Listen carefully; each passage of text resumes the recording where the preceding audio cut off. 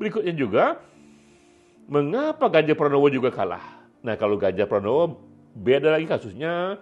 Dia kalah karena Ganjar Pranowo itu melakukan satu blunder.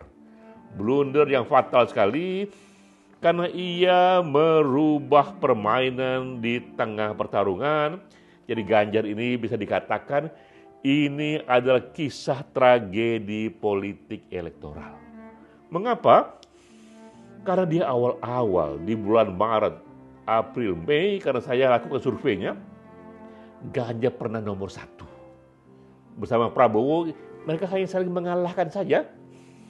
Tiba-tiba Ganjar di bulan-bulan November, terutama setelah Mahkamah Konstitusi membolehkan Gibran untuk menjadi wakil presiden, tiba-tiba Ganjar menyerang Jokowi, kubu Ganjar menyerang Jokowi, bahkan Megawati sendiri mengatakan Orde Baru lahir kembali.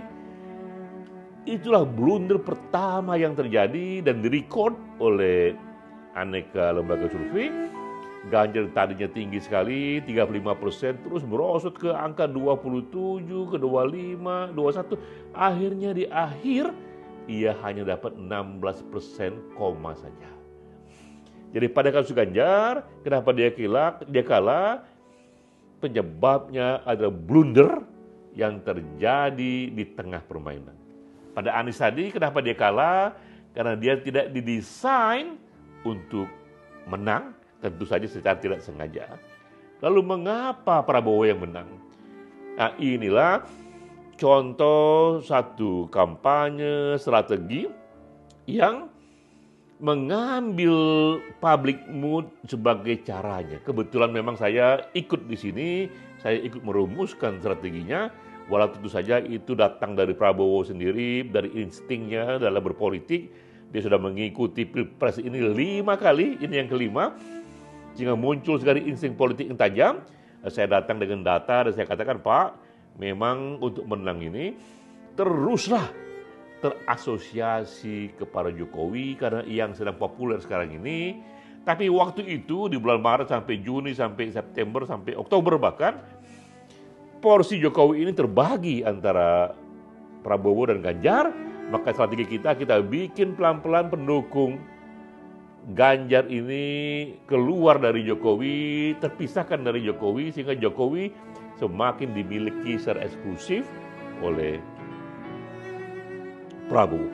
Nah, ini datanya bahwa kita pernah survei dan menunjukkan bahwa mereka yang puas pada Jokowi itu 80% pemilih jumlahnya. Tapi di bulan Juni hanya 25% saja dari yang puas pada Jokowi ini, hanya 25% yang lari ke Prabowo. Tapi pelan-pelan di bulan Februari sudah menanjak 60% dari yang puas pada Jokowi lari pergi ke Prabowo. Nah, itulah yang menjelaskan mengapa Prabowo menang, mengapa Anies kalah, mengapa Ganjar kalah, karena awal-awalnya adalah kesalahan strategi atau ketepatan strategi makro. Nah, ini yang pertama-tama para konsultan politik atau mereka yang ingin ahli dalam marketing politik, apalagi jika pertarungannya menang dan kalah, ingatlah ucapan dari Bobby Fischer ini dan saya kemas dalam marketing politik. Awalnya penentunya adalah salah dan benarnya strategi makro yang kita buat.